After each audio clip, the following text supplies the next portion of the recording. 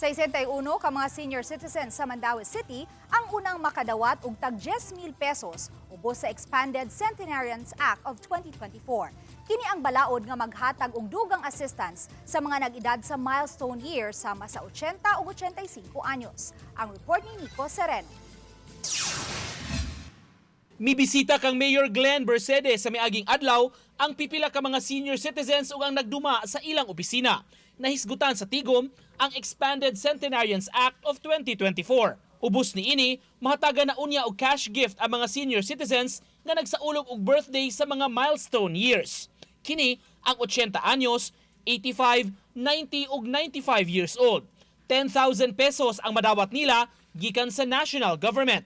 Sa Mandaue, dunay inisyal nga 61 ka mga lolo ug lola ning maong pangidaruna ang kwalipikado nga makadawat ug nakasumiter na usab sa mga requirements. Sa naka-comply lang for now. Kay per quarter man gud ang ilahang i-submit. Okay. Ang giuna karon og dawat sa kuan. So ang naitabuan na 61 ra gyud pa ang nakuan unya nato giapas nga mga 20 di lang ko sure ma-appeal pa ba to. Okay. Kay kinahanglan gud og approval. Ang National Commission of Senior Citizens ang moimplementar sa cash gift distribution ug posible nga sa hinapos sa Marso kini mahatag.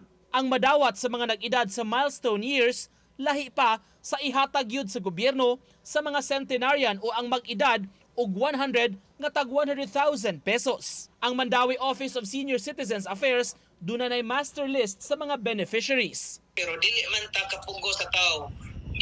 Mo-apply sila kay ang ato is natay listahan gi-coordinate nato sa ato mga chapter president. Oo. Then ang atong chapter president sila na maoy mo unsay tawag aning mo coordinate sa ilang mga membro nga pa-applyon sila sa USCA.